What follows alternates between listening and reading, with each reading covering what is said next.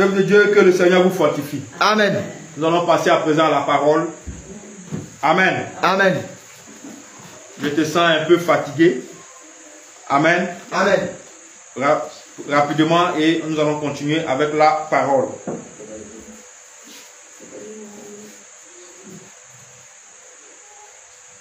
Nous allons prendre le livre de Jacques, chapitre 5.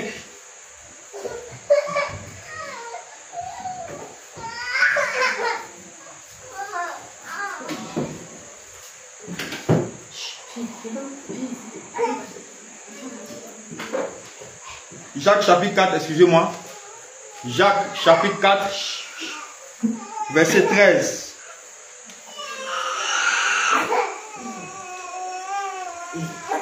Verset 13 à 16. Jacques chapitre 5, chapitre 4, pardon. On va partager ce passage-là. Ça échappe beaucoup de personnes, à beaucoup de personnes, pardonnez. Mais c'est très important. Parce que nous devons toujours apprendre à mettre Dieu au devant de tout. Nous devons toujours donner gloire à Dieu dans tout ce que nous faisons. Parce que ce que nous arrivons à faire, ce n'est pas par notre propre force, mais c'est par la grâce du Seigneur. Donc je lis Jacques chapitre 4, verset 13 à 16. Je lis au nom de Jésus. Amen. À vous maintenant qui dites, écoutez la parole du Seigneur. À vous maintenant qui dites, aujourd'hui ou demain, nous irons dans telle ville, nous y passerons une année, nous trafiquerons et nous gagnerons. Vous qui ne savez pas ce qui arrivera demain. Car, qu'est-ce que votre vie? Vous êtes une vapeur qui paraît pour un peu de temps et qui ensuite disparaît. Vous devriez dire au contraire, si Dieu le veut, nous vivrons et nous ferons ceci ou cela. Maintenant, vous vous glorifiez dans vos pensées orgueilleuses. C'est chose mauvaise que de se glorifier de la sorte. Alléluia. Amen. Voici ce que la parole de Dieu nous enseigne. Nous avons la mauvaise habitude de dire, demain moi je vais me lever, je vais aller à Abidjan. Je vais aller faire mes courses rapidement pour revenir. Dans 2 mois, je vais monter tel projet.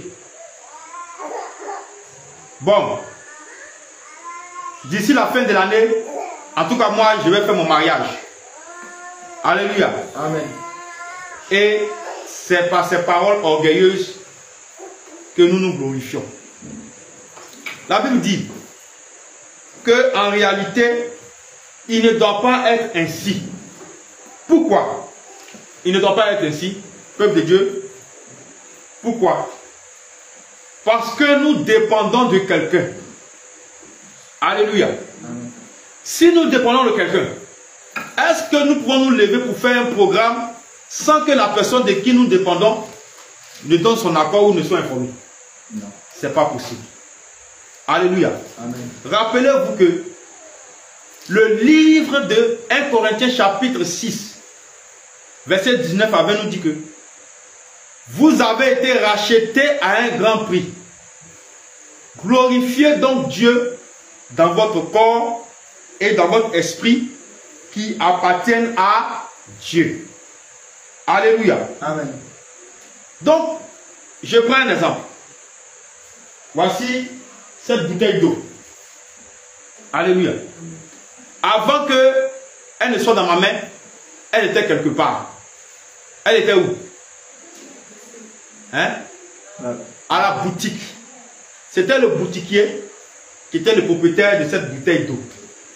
Alléluia. Amen. Donc, pour que ça devienne pour moi, qu'est-ce que je dois faire? Je dois acheter. Je dois donner quelque chose, c'est-à-dire l'argent, pour que le boutiquier me remette cette bouteille d'eau. Donc, à partir du moment où l'échange a eu lieu, c'est-à-dire que j'ai donné mon argent, et puis lui m'a donné cette bouteille d'eau, il n'est plus le propriétaire de cette bouteille. C'est moi maintenant qui deviens le propriétaire. Et je peux faire de cette bouteille d'eau ce que je veux. Je peux prendre, soit ouvrir ou boire. Soit ouvrir ou verser sur ma tête. Soit ouvrir même puis renverser comme ça va verser. il finit, il ferme, il m'en va. Parce que c'est devenu quoi? Ma propriété. Et je fais de ça désormais ce que je veux. Vous comprenez jusqu'à présent? On continue. Donc, cette bouteille d'eau là, même si je la place là comme ça, pendant 1000 ans, on va revenir, on va la trouver là. Alléluia. Parce que cette bouteille d'eau, à partir du moment où je l'ai achetée, n'est plus maître d'elle-même. Elle ne peut plus elle-même se commander. Ou un autre maître ne doit pas avoir autorité sur elle. Parce que c'est moi, je l'ai achetée, donc elle m'appartient. Alléluia. Donc c'est où je vais la déposer là. Où je vais déposer cette bouteille là. C'est là-bas, elle va se retrouver.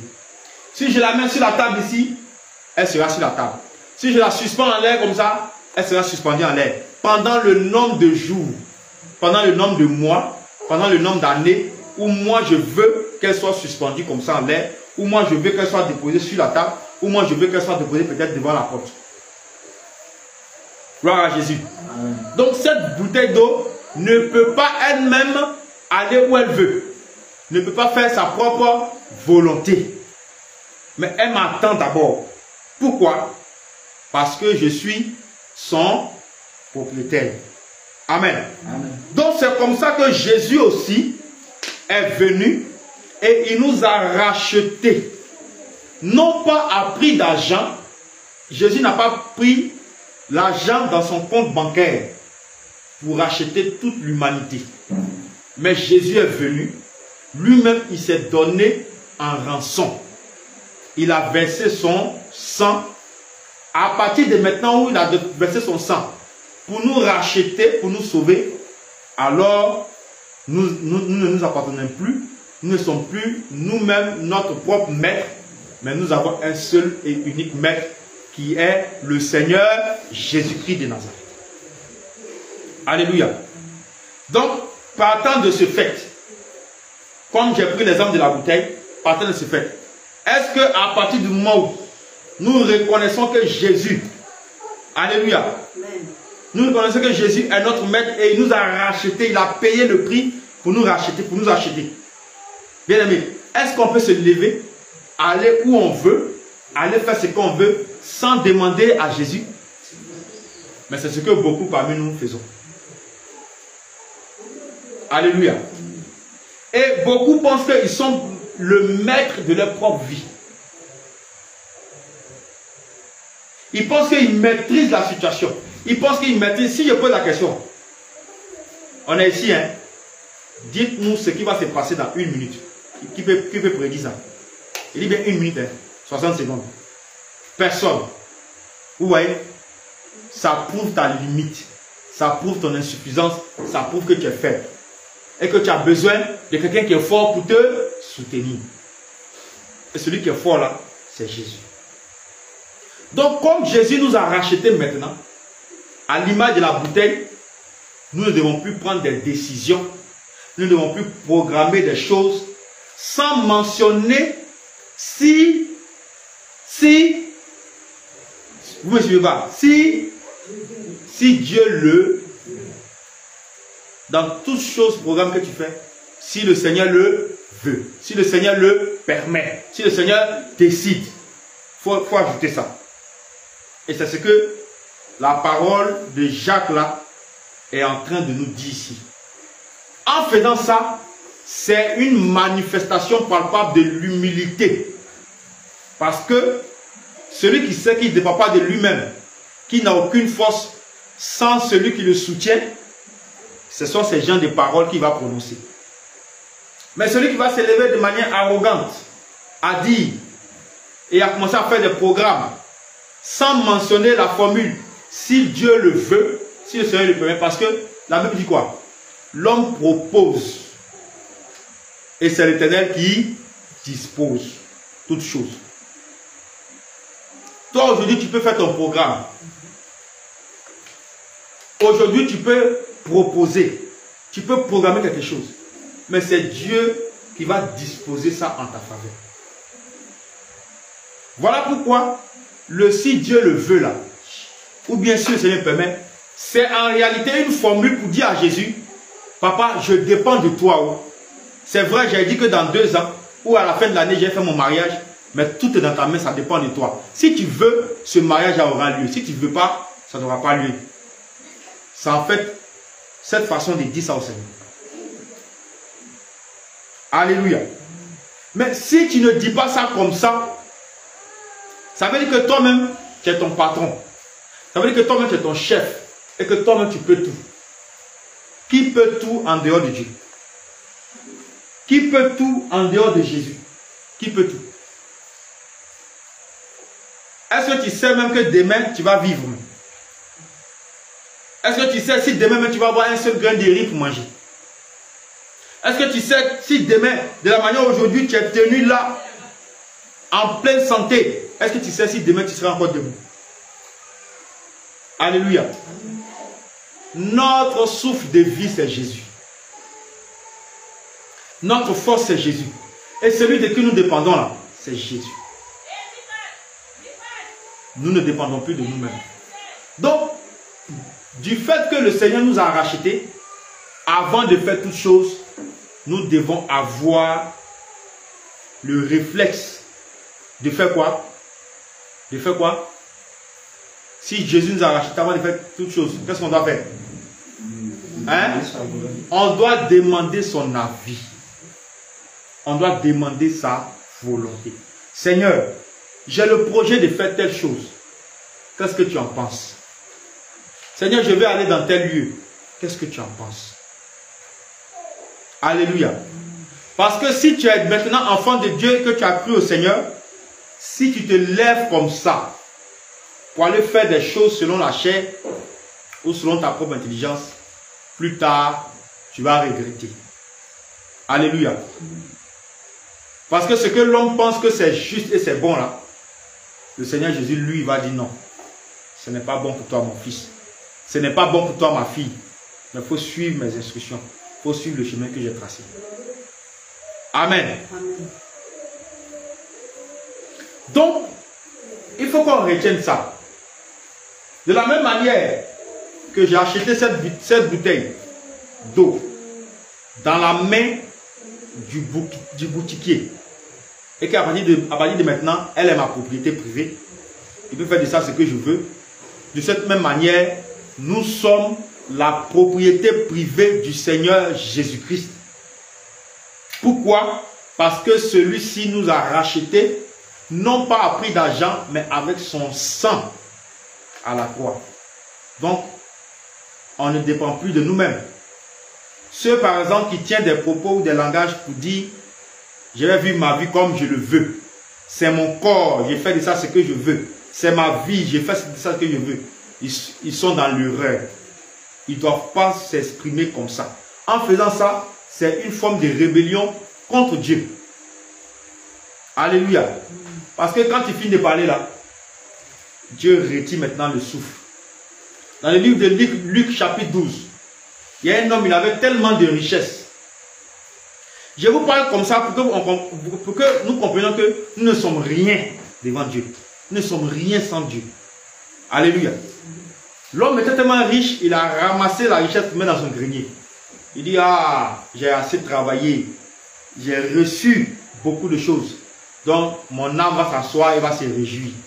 Donc, moi, je ne peux rien faire encore, je m'en fous du reste. Et Dieu lui répond, insensé. Cette nuit même, ton âme te sera redemandée. Alléluia.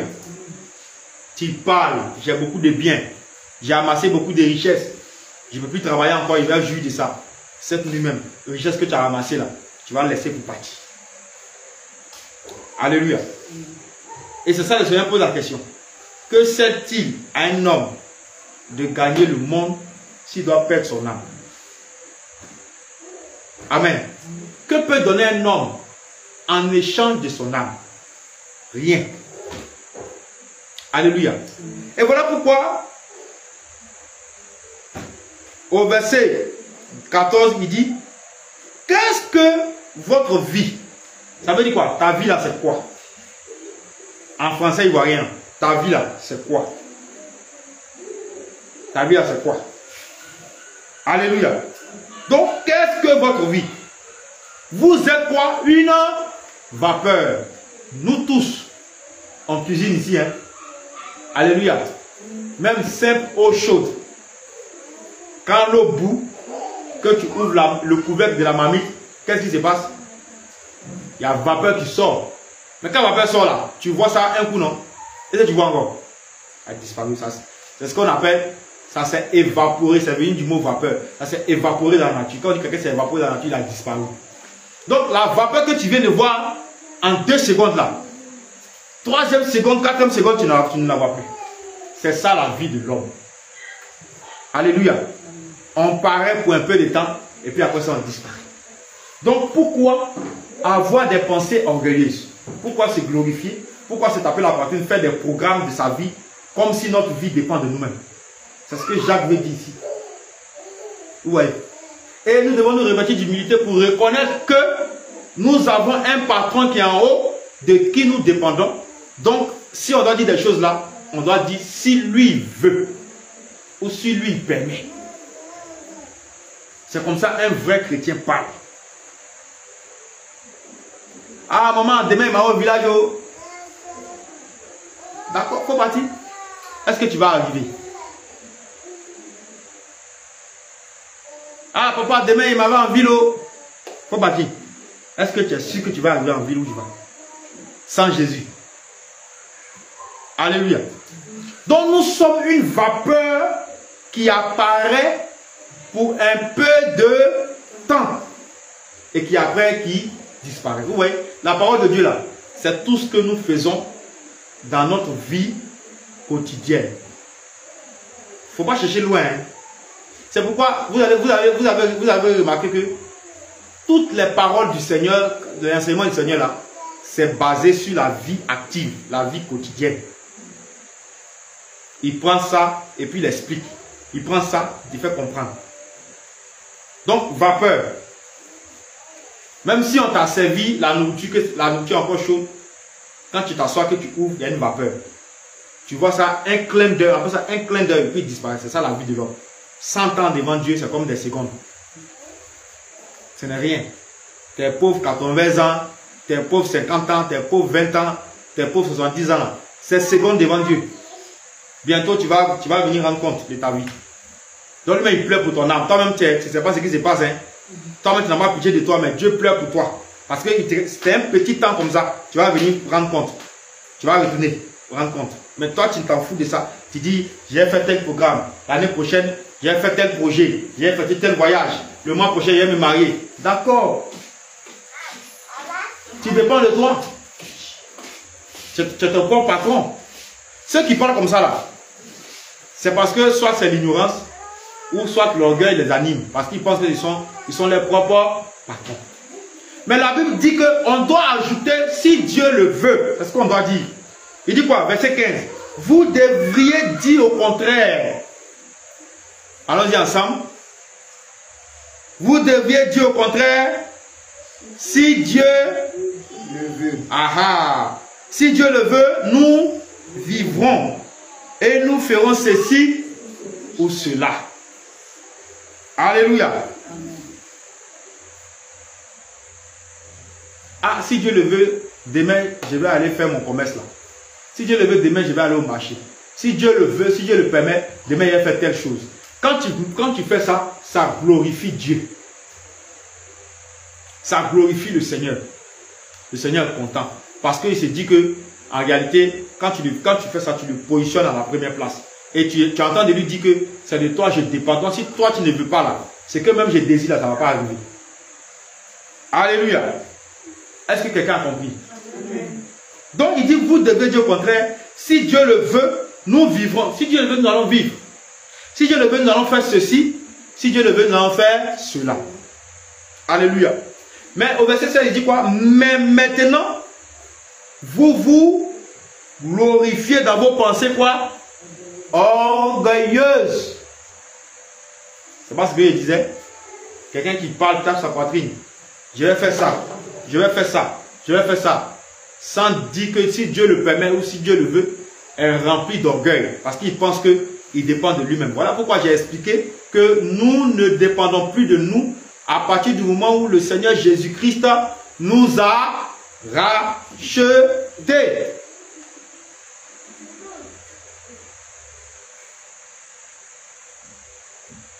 Donc, quelqu'un qui sait que il ne dépend pas de lui là, qu'est-ce qu'il va faire, peuple de Dieu? Il va toujours demander. Je prends encore un exemple. C'est l'image d'une servante dans la maison de son patron, de sa patronne. Il veut aller rendre visite à ses parents, sachant qu'il est toujours en poste. Il n'a pas démissionné, hein. Mais elle n'a pas démissionné. Elle veut rendre visite à sa maman au village. Qu'est-ce qu'elle doit faire? Elle va demander permission. D'accord. Mais est-ce que demander permission seulement suffit? Qu'est-ce qui va se passer ensuite? Si elle a fini de demander permission, quelle est la prochaine étape? Hein? Les patrons doivent d'abord lui accorder. C'est-à-dire qu'elle doit d'abord attendre quoi? La réponse de ses patrons d'abord. Si le patron a dit oui, elle peut. Si le patron a dit non, elle est obligée de. Mais quand elle va demander permission là, elle ne prend pas bagage en même temps. Et puis elle s'en va. Pour dire non, comme j'ai déjà demandé permission, je m'en vais. Il faut que tu entendes la réponse. Parce que si tu t'es levé comme parti, quand tu reviens, tout le reste de tes bagages sont devant la porte. Tu vas les récupérer puis continuer ton chemin. Alléluia. C'est comme ça aussi dans l'œuvre du Seigneur. Les chrétiens ont cette mauvaise habitude. Dans les entreprises des hommes, on obéit à ça. Mais quand on arrive dans la chrétienté, ça devient compliqué. Chacun se laisse faire ce qu'il veut. Mais quand on adopte cette attitude-là, c'est beaucoup de malédictions qu'on s'attire sur soi. Alléluia. Ce que nous faisons pour les hommes là, nous devons faire pour Dieu là 2 fois. Alléluia. Donc, avant de faire quoi que ce soit, attends d'abord la vie de ton patron, de ton chef qui est Jésus-Christ de Nazareth. Quand maintenant tu as la réponse, Seigneur, tel homme ou telle soeur me plaît, je veux la prendre pour femme, mais je veux le prendre pour mari. Seigneur, qu'est-ce que tu en dis? Bon, moi j'ai dit que, comme j'ai informé déjà le Seigneur par la prière, ah Seigneur, moi j'ai informé, hein. En tout cas, c'est ma femme, moi il m'avait la mariée. Liste des dots, tout ça va faire dot, sans que le Seigneur donne une réponse. Oui, mon fils, ici dedans. Non, mon fils, c'est pas ta femme, mais c'est pas ton mari. Tu n'attends pas ça, hein. Tu te lèves, tu vas. Demain, c'est ring. Ta maison devient ring. C'est les coups de poing qui sortent, coups de pied, mâchoire enflée, œil tordu, pied cassé, dispute, dispute. Vous ne vous entendez jamais. Il n'y a pas la paix, l'amour dans le foyer. Pourquoi? Parce que tu n'as pas attendu la réponse du patron d'abord avant de prendre la décision. Vous voyez? Voilà pourquoi il dit que celui qui n'attend pas d'abord la réponse et qui se lève, il fait, c'est malédiction, il s'attire. Amen. Quand Dieu est dans quelque chose, tu peux avoir œil enflé, on peut casser ta bouche. Non. Alléluia. Même s'il n'est pas converti. Même s'il n'est pas converti, il ne peut jamais faire ça. Parce que Dieu lui-même, parce que c'est pour lui, il vous a mis ensemble, il va disposer son cœur à ne pas faire ce genre de choses. Alléluia. Donc c'est comme ça que avec Dieu nous devons travailler. Donc il dit quoi? Nous, on se glorifie par nos pensées orgueilleuses. C'est chose mauvaise que de se glorifier de la sorte. Donc pour quelqu'un qui va faire son programme, qui va dire je vais faire ça, je vais aller ici, sans demander à Dieu, sans demander l'avis du Seigneur, amen, c'est une chose mauvaise, cette façon de faire, parce que il est en train de se glorifier. Voilà ce que Dieu nous recommande. Nous sommes enfants de Dieu et nous devons savoir comment marcher. Si nous tenons toujours ce langage, même devant les païens, eux aussi ça va les contaminer. Et en faisant ça, c'est comme s'ils reconnaissent que Dieu est leur chef. Amen. Et au temps marqué, au temps opportun, le Seigneur va les visiter. Qui ici a fait programme sans dire si Dieu le veut, si Dieu le permet? Une fois. Ça c'est nous tous. Lève ta main. Tu es assis alors que tu as fait ça, mais Tu es assis là. Bon, demain là, j'ai un petit travail à m'a donné quelque part, donc j'ai parti demain. C'est fini. Hein. Si Dieu le veut, tu as oublié. Maintenant, tu es assis devant moi, tu n'as pas ta main. Alléluia. Gloire à Jésus. Donc, on a tous fait ça. On a tous fait ça. Amen. On a tous fait programme sans Dieu. Et puis après, quand on a cogné mur, on fait quoi? On pleure. Le Seigneur va te dire, mais il ne t'a pas envoyé là-bas. Il ne t'a pas demandé de faire ça. Alléluia. Si tu as laissé Jésus au carrefour, que tu t'en vas, forcé, tu vas revenir prendre la main de Jésus au carrefour là. Ça, seulement, il lui fait confiance pour ça. Il va se retirer puis te regarde. Tu vas cogner le mur. Forcé, tu vas revenir. Alléluia. Est-ce qu'on peut acclamer pour le Seigneur qui manifeste ainsi son amour? Parce que c'est l'amour de Dieu qui te permet de revenir. Hein. Si Dieu ne t'aimait pas là, il allait t'accompagner dans ta bêtise. C'est-à-dire que c'est une bêtise. Hein. Mais ce que tu as fait là, tout va marcher pour toi. Pour toi, c'est bon Dieu avec toi alors que c'est vous. Mais Dieu retire sa main pour que tu rencontres des difficultés, afin que dans cette difficulté-là, tu le cherches. Je vais prendre encore un exemple. Jonas. Dieu dit à Jonas, Jonas, c'est toi qui as choisi, va avertir Ninive. Et va prévenir Ninive que je vais frapper Ninive, il va détruire Ninive. Jonas dit, non Seigneur, il faut envoyer quelqu'un d'autre qui va partir. Il a lutté avec Dieu jusqu'à... Et c'est Dieu parle. Il voulait s'échapper pour aller dans une autre ville. Il a oublié que Dieu est omniprésent. Partout, omniprésent, partout, il est partout. Tu ne veux pas fuir Dieu. Alléluia. Amen. Donc, quand Dieu n'a rien dit dans la ville. Or, avant pour se déplacer, la ville dans laquelle il partait, il fallait forcément bateau. Il n'y a pas de problème. L'eau là, c'est moi qui ai créé. Jonas s'est monté sur ce bateau là. Dieu a envoyé tempête. Et il dit, ah, on va tirer au sort. Qui nous porte, comme les Ivoiriens, qui nous porte bailli là-nous. Alléluia. Qui nous porte la malchance. Amen. Ils ont tiré au sort, c'est tombé sur Jonas, on dit c'est toi. Tu nous avais dit que tu fuyais ton Dieu. Ton Dieu là, c'est qui? Il dit, ah, mon Dieu là, c'est le vrai Dieu tout-puissant. Il dit, oh, c'est que c'est toi qui as dit. Jetez-le dans l'eau là-bas. Ils l'ont jeté dans l'eau. Et Jonas, qu'est-ce qu'il a fait? Le poisson est venu là, valer. Le poisson n'a pas broyé, n'a pas mâché. Il est rentré dans l'estomac de poisson. Il est resté dedans pendant 3 jours, 3 nuits. Ah, sans manger. Il a des jeûnes secs avec délivrance en même temps de Jonas. Alléluia. Et dans cette détresse-là, dans le vent du poisson, Jonas prie Dieu. Vous voyez comment Dieu est puissant? Poisson, on prend, on découpe ici, on fait braiser, on grille, on mange. Maintenant, lui, il est dans le ventre, il n'est pas mort, et puis il prie Dieu. Maintenant, du vent du poisson, au fin fond de la mer, Dieu l'entend. Acclame la puissance de Dieu. Amen. Donc, Dieu maintenant, comme Jonas s'est humilié, il a reconnu que, ah, il y a un patron. Dieu a donné l'ordre au poisson. Il dit, poisson, c'est ton créateur qui te parle. Vomis-le. Amen. Et le poisson a vomi Jonas sur la plage. Et directement à Ninive. Amen. Donc quand tu sais ta baissée là, Dieu travaille avec toi. Amen. Personne ne peut faire bras de fer avec Dieu. Si Dieu a mis son regard sur toi, il faut te rallier dès le départ. Rallie-toi en même temps, ça va, vous allez avancer. Vous n'allez pas perdre du temps quoi. Mais quand tu vas vouloir résister, Dieu te parle, tu résistes, tu vas à gauche, tu tournes derrière lui, bine, cache, il n'est pas pressé. Amen. Il y a d'autres qui n'ont pas la grâce, la mort les trouve dans ça. Là. Et puis c'est fini pour eux. Maintenant d'autres ont la grâce, Dieu après les reprend. Amen. Amen. Gloire à Jésus. Amen. Donc, nous devons dire si Dieu le veut pour tel programme que nous faisons. En faisant ça, c'est l'humilité que nous manifestons. Amen. Est-ce que tu peux acclamer le Seigneur pour sa parole?